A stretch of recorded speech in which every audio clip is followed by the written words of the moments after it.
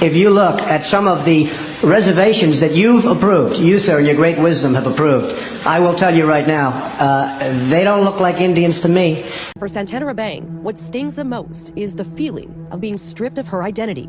It's a direct attack on who I am. Technically, on paper, I'm not Native. Santana Rabang and her grandfather, Robert Rabang, were also disenrolled. Santana now lives in Lumi, the tribe where her mother is from. But she's not a member of Lumi either because she doesn't meet blood quantum requirements there. Blood quantum was imposed by the U.S. government in the early 1900s as a means to define and limit citizenship within Indian tribes. It's still being used today to measure the amount of tribal blood in a person's ancestry. Blood quantum isn't how we identify as Indigenous. It's my connection to the land and the knowledge that I carry. It's not the amount of blood that I have in me. It's the fact that it's there and lives through me is all that matters to me. But I'm not enrolled anywhere.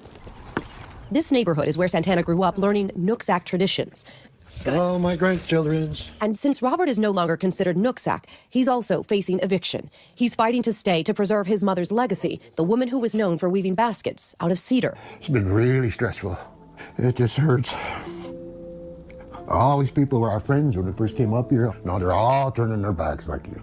Imagine spending your whole life connected to a community, even participating in local government affairs, and then one day being told you were not only no longer welcome, but that you and your entire family were no longer recognized by them. Our Mireya Villarreal traveled to Washington state and looked into the tribal disenrollment one family claims is unjustly leaving them without a home and identity. 15 miles south of the Canadian border, cedar trees line the winding roads of Deming, Washington. In the distance, snow still tops the mountain peaks as spring ushers in the warmer weather. Below, the Nooksack River glistens, its watershed considered native land for some 2,000 people who were part of the Nooksack Indian tribe. Where does your father live over here? So his house is straight down here. Oh, yeah. Michelle Roberts expected to own her home by the end of this year, but the Nooksack tribe is trying to evict her because she's part of the 306 group. The baskets my grandmother weaved. 306 people from the Rabang family who were officially disenrolled from the Nooksack tribe in 2016. Having such a large family that it didn't sit well with them. It's always been like a family feud, a kind of thing within tribes where their people want the power. It all comes down to the greed and the power grab. Michelle officially became a member of Nooksack in 1983, at one point serving on the tribal council. All of that taken away when a former tribal chair questioned her family's lineage to Nooksack, and with the help of other council members, they began the process of disenrolling Michelle and the other Rabangs. Have you been able to gather the documents to try and re-enroll and try and prove that you belong to this tribe? We have the documents, yes. And it proves that you are Nooksack? In our eyes, yeah. Did you ever think that you would have to do all of this just to... No, not at all. When your grandparents say, you know, you're from a certain area, this is who you are, this is where you belong, you believe them. And having to find documents to prove that, you know, it's kind of demeaning. America has been helped more by government than American Indians. And yet, some politicians still tell Indians things like this. Few have been ignored by Washington for as long as Native Americans. Ignored? Are you kidding me? Look at the signs around this Sioux reservation in South Dakota. Our government has made Indian tribes wards of our state. Government manages their land, provides their health care, their schools, gives them food stamps, pays for housing, child care, even burial assistance. The result? There is a stunning poverty here. Only 1 in 4 has a job. There is a scarcity of phones, not even any banks. Indians have the highest poverty rate and lowest life expectancy of any group in America.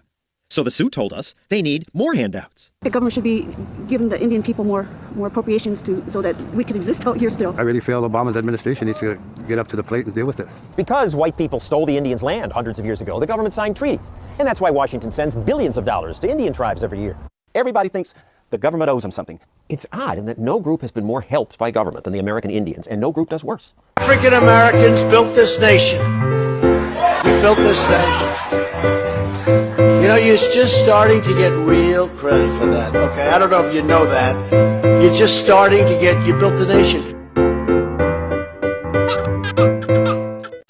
If you look at some of the reservations that you've approved, you, sir, in your great wisdom have approved, I will tell you right now, they don't look like Indians to me, and they don't look like the Indians. Now, maybe we say politically correct or not politically correct. They don't look like Indians to me, and they don't look like Indians to Indians. And